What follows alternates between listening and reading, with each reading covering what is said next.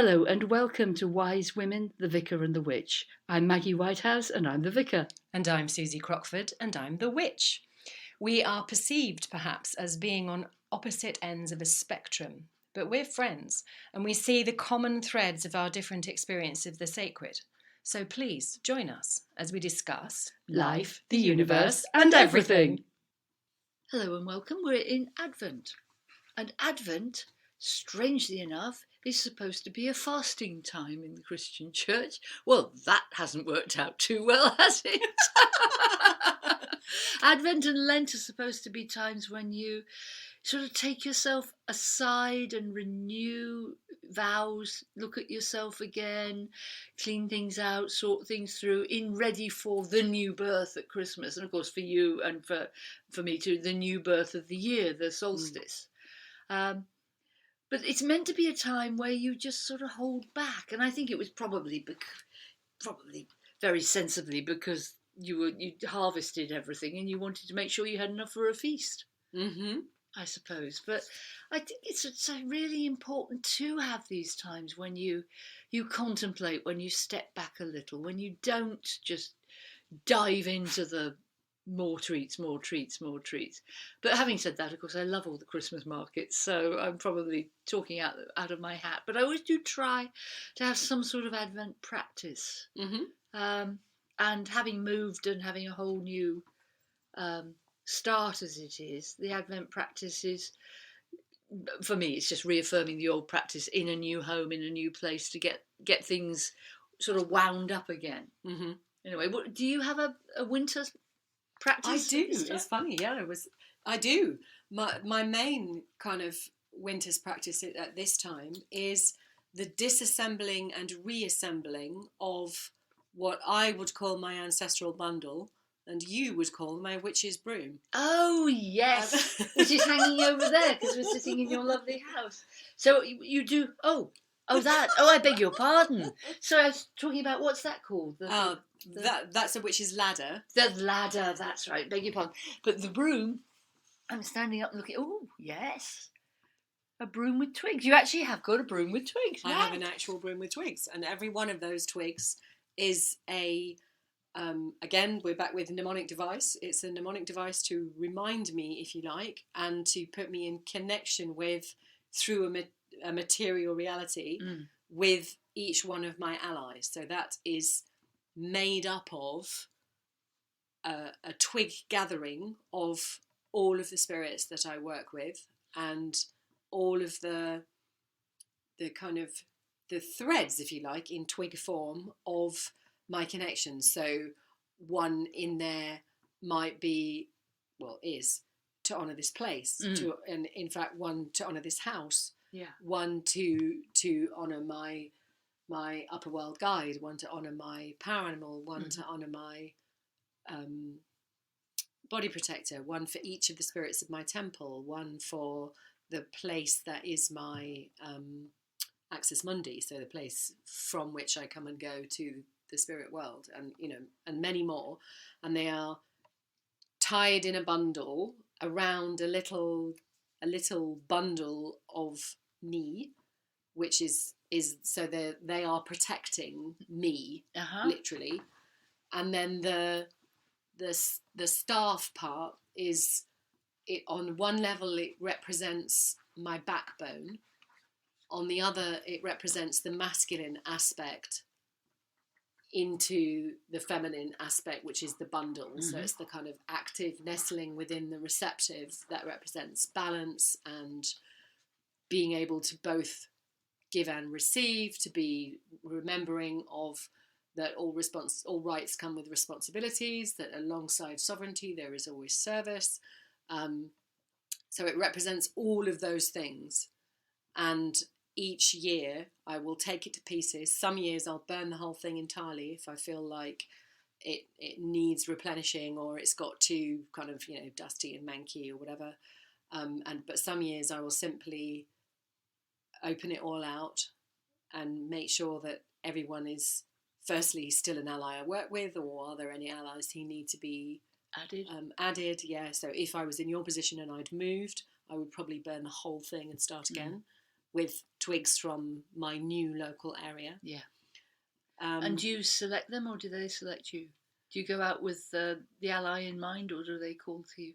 A bit of both. Mm-hmm. So it's one of those practices that takes place, if you like, outside of time from the perspective of ordinary reality. So you go to either be called by or to call to particular twigs that speak to you of whatever it is they're going to represent. So, for example, the one that represents the deer with whom I work in my work as a drum maker, it looks just like an antler,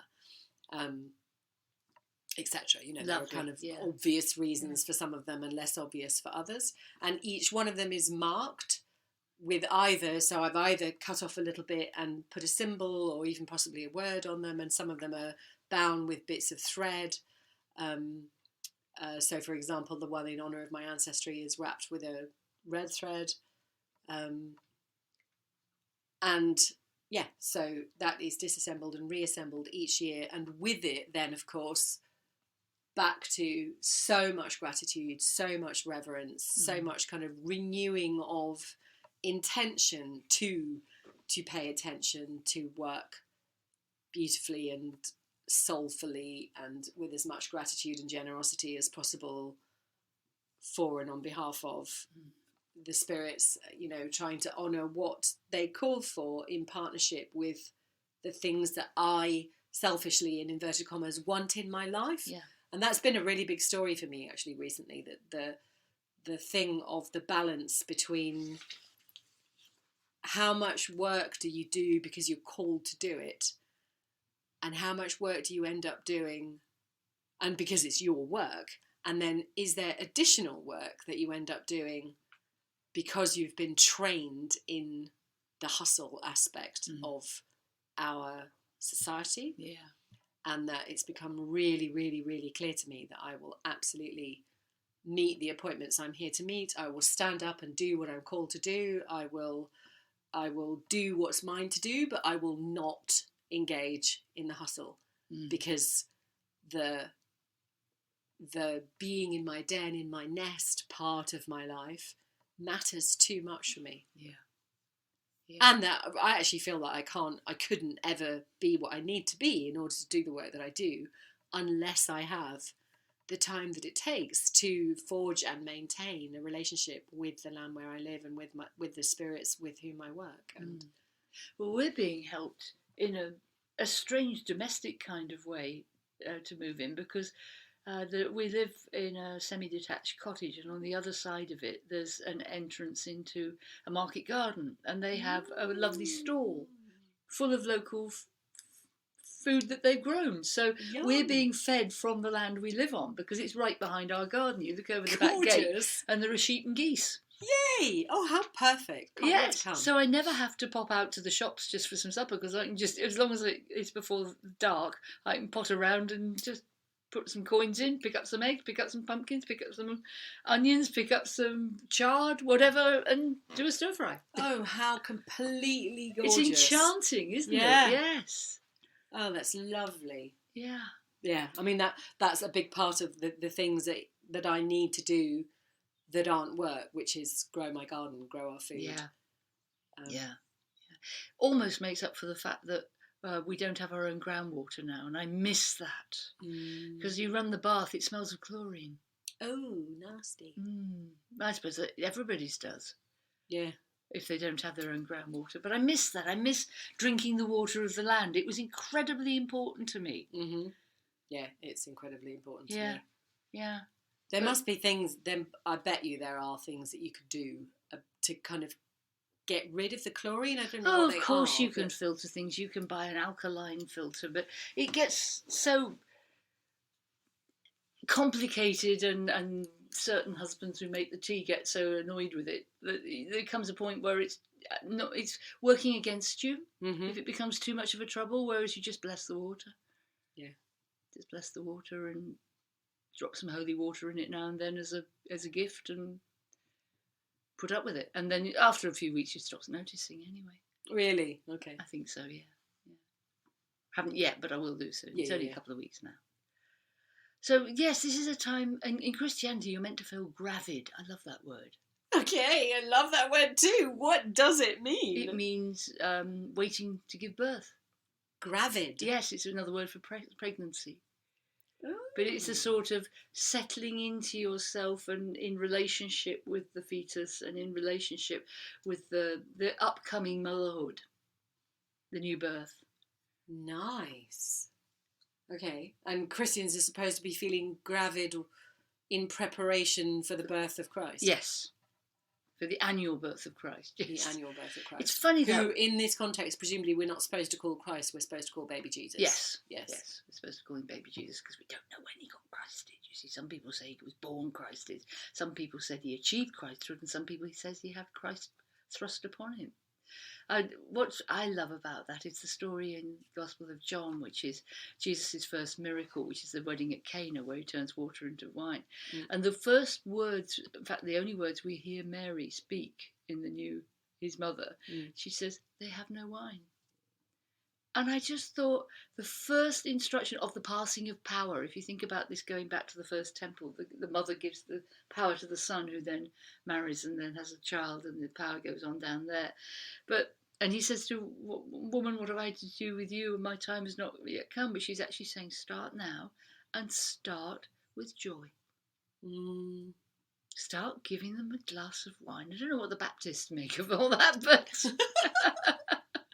But it's just lovely. It's just, and he says, no, I'm not going to do it. And she just says to the servants who are helping at the wedding, bring in some pots of water. So it's basically, you will. Yeah. Is that really the only thing Mary ever gets to say, according to the writings? Oh, no. She gets to talk to the Archangel Gabriel in the Gospel of Luke, but in John, that's the only thing she says. No, in Luke, she has great conversations with angels and with Elizabeth and other people. But Luke is the Gospel of the women. God is the spirit. Luke is the spiritual Gospels. 19 stories of the women, whereas there's 4 or 5 in the other Gospels. Right. How many are there altogether in Luke? 19 stories. So all the stories are the stories of the women? Yes. No, not all the stories, but a good 50%. Oh, cool.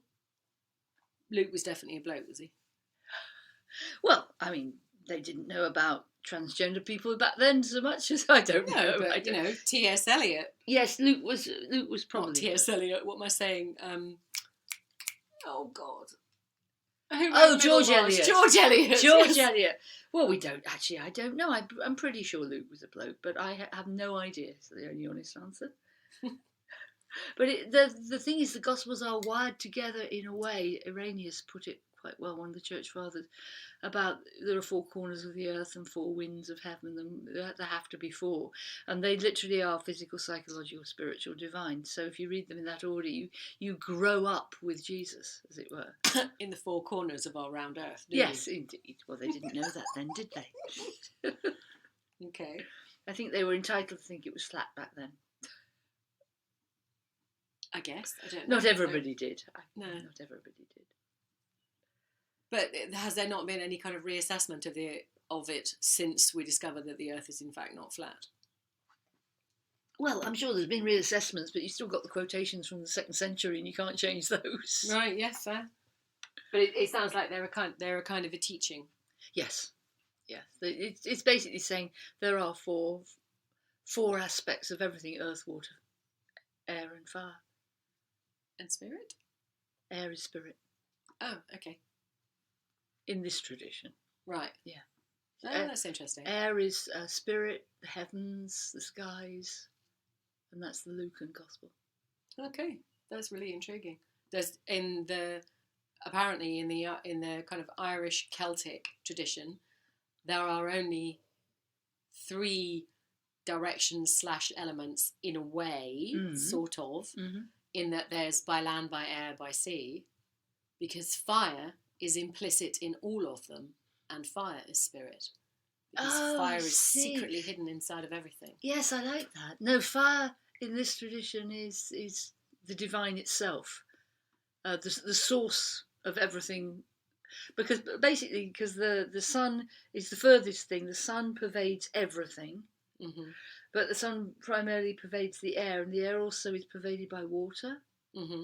and then the water falls on the earth, and the earth is also pervaded by water. So each one blends into the other, and there's a whole cyclical thing which I didn't know then, which of course the centre of the earth is hot. Mm-hmm. So it's a great continuing circle. It's like the serpent eating its head, if you like. Mm. So fire is the divine, but air is the spirits, and that's seen as being different. Yes, it is. Well, the spirits are like the allies and the power animals and the divas and the naiads and the dryads and the angels. Angels are, yes, it's. How do I explain it? I haven't got the words for it. I know exactly what I mean, but the word explaining it is fascinating. How difficult it is. Is spirit lesser than? No, spirit is the carrying force that sometimes veils the divine so that you can handle it. Mm-hmm. Yeah. Okay. Oh, good. It's pretty hard to talk to no thing. It hasn't got a face. Well, yes, it's like I was talking to somebody the other day about somebody was talking about their guide being the archangel Metatron, who is the biggest spirit there is that we know of in legend and myth. Mm-hmm. And again, I always have to come back to say myth means perennial truth. We've been taught to think it means totally untrue. Mm. But no, Metatron's enormous. I mean, Metatron's the size of a universe, mm-hmm. So he's not going to be somebody's personal guide. However, a spirit, an angel associated to an archangel associated all the way up, could be somebody's guide. Mm-hmm. But if Metatron actually spoke to us, the planet would explode. It's all, excuse me, a metaphor. It is all a metaphor, yes. And that's why sometimes it can be so difficult when you are leading a workshop, when you've got somebody who's very, what we call hoddy and very tied down in the information of it and wants it all defined. It's a metaphor! Yeah. It's a way of trying to make sense of something that is ineffable. I can make so much sense of it. Now shut up and go away and do the work. Yeah, tricky though, isn't it? When one person's metaphor is another person's literal truth. Yes. Or alternatively, where one person's metaphor seems like supreme arrogance to another person, or like rubbish, or whatever. Well, that is an interesting one, yes, because the Metatron person, if you had got a guide that was so incredibly powerful, would it not be incumbent upon you to keep it to yourself?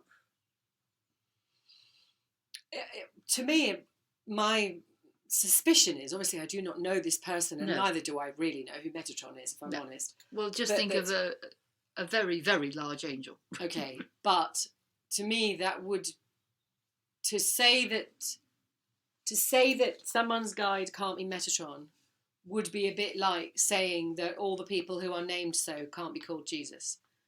And that just because your guide names themselves as Metatron doesn't necessarily mean they are the one and only Metatron. And also, that person's understanding of who and what Metatron is might be completely different to yours. So in their mythology, Metatron might be a 6'4" angel, not the size of a galaxy. Yep, no, I absolutely hear you, but she thinks it's the big bugger. Oh, okay. Well, no, you are like absolutely right about that. You can have a guide called God. Yeah. You have a guide called whatever. Lots of people have got a guide called Jesus. Yeah. Yeah, and it probably isn't the one we talk about. But it might be. It might be an essence of him, absolutely. Yeah. That's the whole point, an essence. Because we are all one, we're all linked, so why would we actually have separate guidance? Yeah.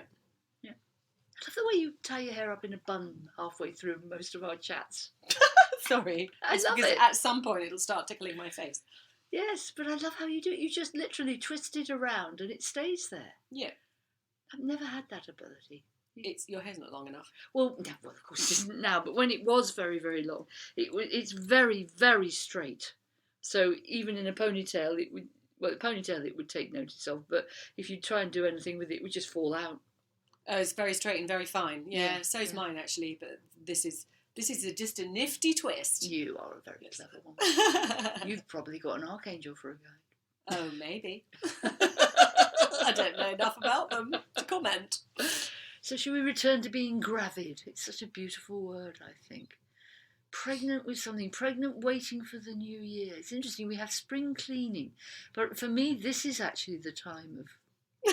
Me too, but for purely practical reasons. It's so funny. We always have a frenzy of cleaning in this house at this time of year because the sun is so low that we actually get some light through the windows. And so it shines on all the things that, you know, well, the windows themselves, for example, that you haven't necessarily noticed have acquired grime since the last time you did it. And all of a sudden we'll be going around going, oh my goodness, have you seen that? And cleaning it. It is hilarious, and it happens every autumn.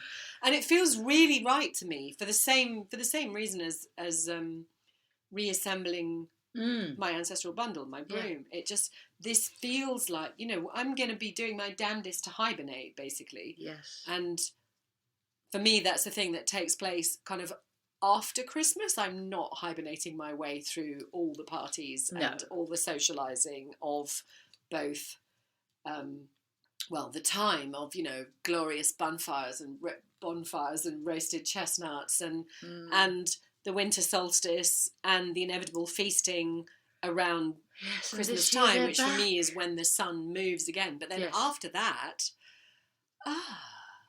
rest.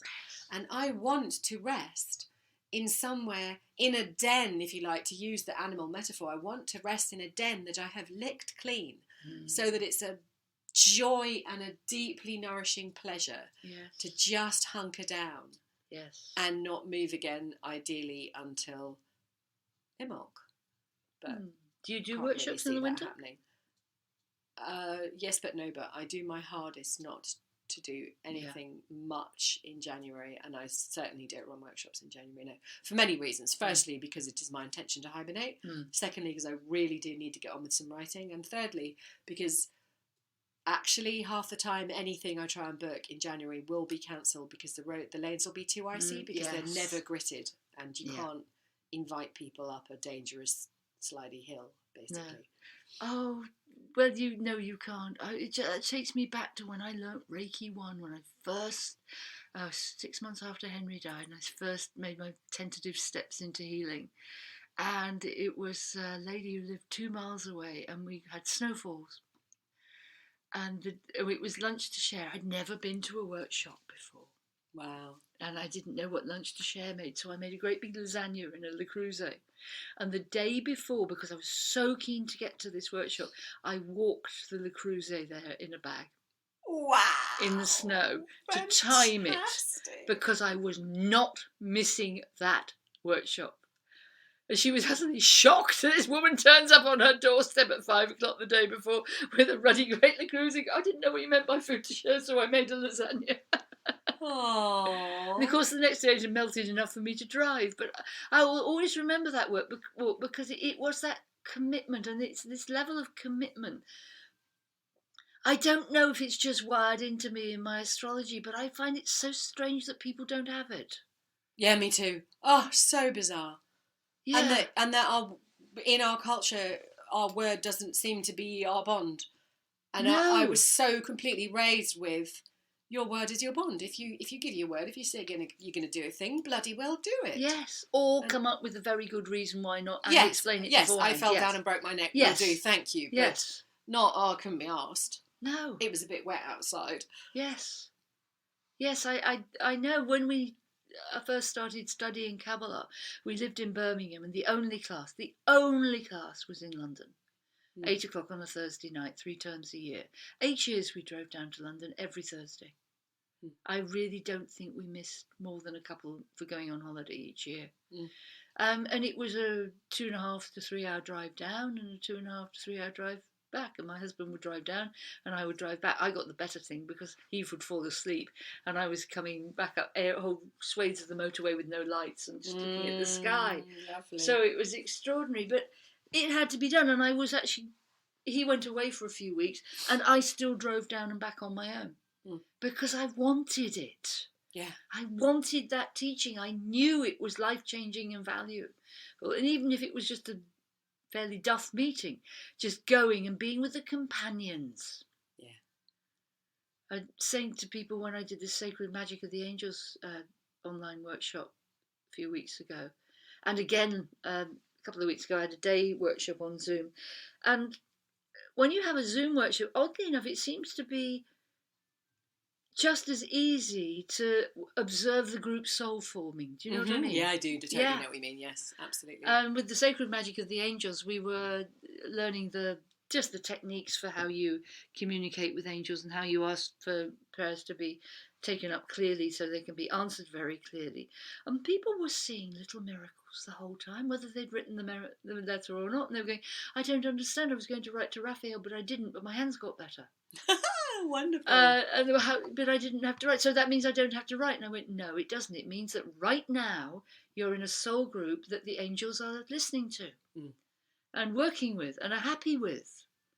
Yes, of course you've got to do the work as an individual, but this is why groups are so valuable. Oh, totally. And for those of you who are listening, because we're now still in Devon, we've got a lovely house with a big room, I am going to start another physical Kabbalah group once a month. So if anybody's listening who is within reasonable travelling time of Hatherley in Devon, please let me know, and please come along and try it, because it's everything I am and everything I teach, and if you like the podcast, you'll like it. Cool. Can I just skip onto a subject from that, which has been the subject of much discussion on a friend's newsfeed recently, of loads and loads and loads of practitioners all talking about the thorny issue of payment. Oh. Can I invite all of the people who are thinking of attending Maggie's thing, please just pay what she asks. No matter how dreadful your circumstances, those of us who are offering this workout also have to live. And we're not magically sustained by some kind of bursary from the universe that puts funds in the bank account. We participate in the mortal realm of money in, money out. And it's tremendously easy to look at the likes of us. Now both of us live in idyllic looking little bloody gorgeous cottages in beautiful, beautiful Devon, and we do our work, and the work that we do is the work that we do. There's no going off to Sainsbury's to stack shelves by night to keep the money coming in. And it's been really spelled out on this thread that I've been a part of on Facebook, how completely it is the case that if you offer discount, people will tend to take it, even those people who could pay more, who typically earn far more than you or I have ever seen. Yeah. And that often you'll also get people just asking for discount because they have what I know you would call a poverty mentality. And in fact, they're not poor at all, and they're certainly not as poor, in inverted commas, as you or I. And I know that we both totally acknowledge that we have everything we need and blessings by the millionfold, but not loads of money. And that the likes of you or I went and drove up and down the motorway to Bristol, or to all sorts of places in my case, but a lot to Bath and a lot to Somerset, which isn't far, but never once did either of us go, oh, can I pay a bit less? No. What I did was, can I pay in small amounts over a very large amount of time? Yes. And I was allowed to do so, and I was not charged more for the privilege of being able to pay over a large amount of time. And it's something that Ferguss says a lot, having he travelled to Peru and literally almost starved at one point whilst there, because he'd basically spent all of his money on getting there to go and study with a shaman who he absolutely would never have dreamt of saying, oh, can I have discount? Because, obviously that chap's got far less than anyone of us over here. And that if the work is worth what it's worth, then those of us who offer it shouldn't be put in the position where we have to choose to not be able to meet some of the needs which those asking for discount would consider they're right. Mm. And altogether, too often we are. And that, you know, it's, I remember once, God, this really stuck in my craw and I've never forgotten it. I remember once being asked for discount after a shamanic healing rather than negotiated beforehand. Ooh. And the reason given was, I've got a new foal along with my many other horses, and they are on very expensive supplements. And of course, like everyone else on this bloody thread, I said, yes, of course you can. Where what I should have said was, you've got to be fucking kidding me. Yeah. Your foal's on supplements? My children are on macaroni cheese 3 times a week because we don't have the money for anything more than that. Yeah. How dare you ask me for discount based on that? Yeah. But of course I didn't. No, it's really scary standing up about money. I'm getting much better at it because there is a rule that is in my tradition, which is for a Kabbalah group, you do not charge. Right. So if somebody... that was a rant worth nothing. No, because it gives me, if you like, my weapon, which is I do seminars and workshops. If you can't afford them, you can afford to read one of my books on Kabbalah, and then you can study with me for free every single Tuesday night. If you can't afford it, you can borrow it from a library. Yeah. Take that information in and come and learn with me for free. I do ask for donations when people are willing and ready to. Twice a year I say, if you feel like donating, and people do. And sometimes it's a £5 and sometimes it's £100. That's very nice. So that's an addition. But when I do a workshop, I nowadays go, that is my fee, because you can have me for free and you can't be asked. You know, and it's utterly astonishing how many people will come on a workshop and say, I really, really like that. Can I come to your Tuesday? And never show up. And obviously, you know, they moved on to something else, which is absolutely fine. But I was never charged for we'd travel down to London and back, and all the petrol. We were never asked to pay a penny. Okay, I was asked for many thousands for my training. Oh, well, for training, yes, but this was the evening. When we went to workshops with Warren, or we went abroad with Warren, you paid through the nose. But in his case, on a Thursday night, you just showed up.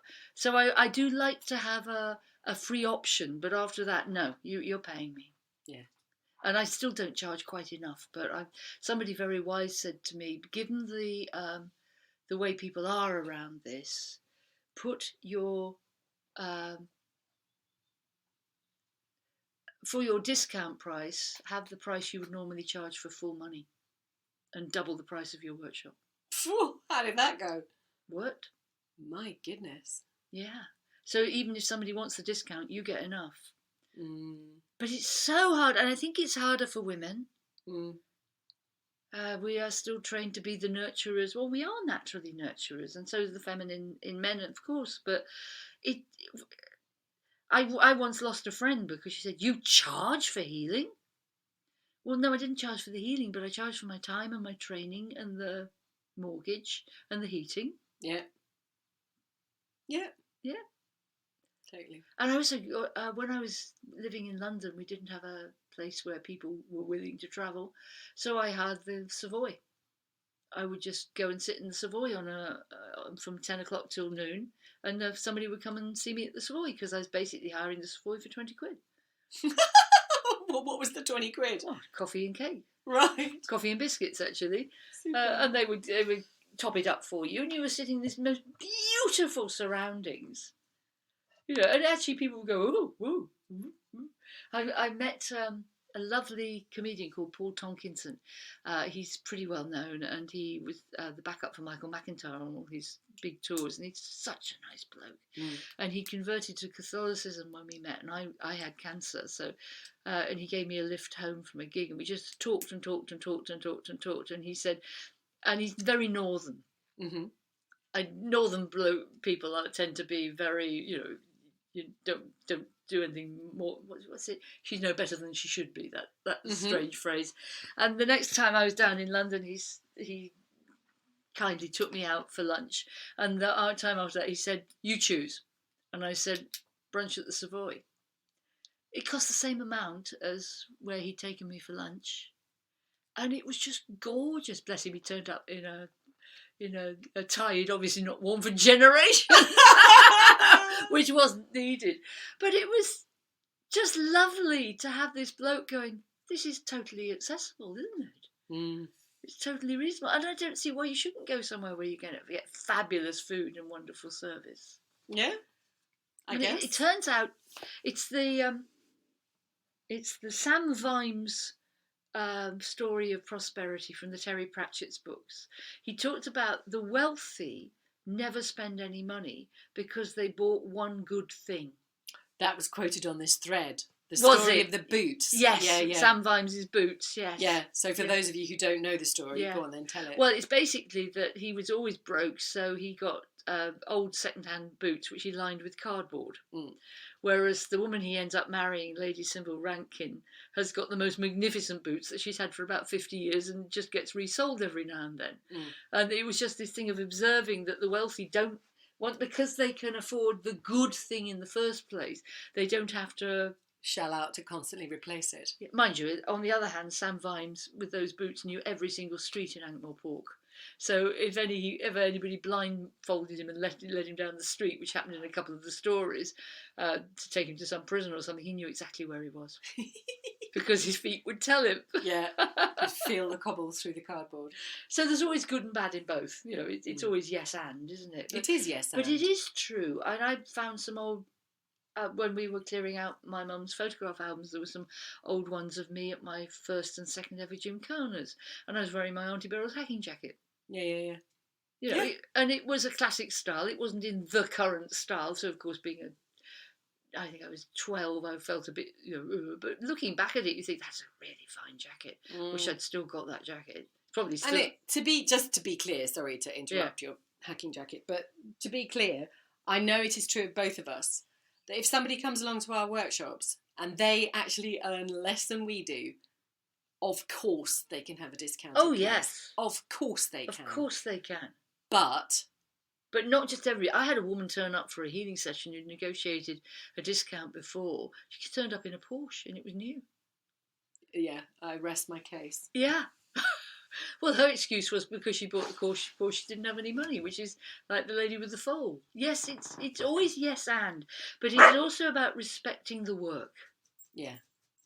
So respect the work. The spiritual work is the most important work you will ever undertake because it goes on into future lives. I'm sorry about my dog. How are we doing for time? Is he telling us we need just to be closing. quiet? That is exactly how we're ending it. So, ladies and gentlemen, if you value something, value it.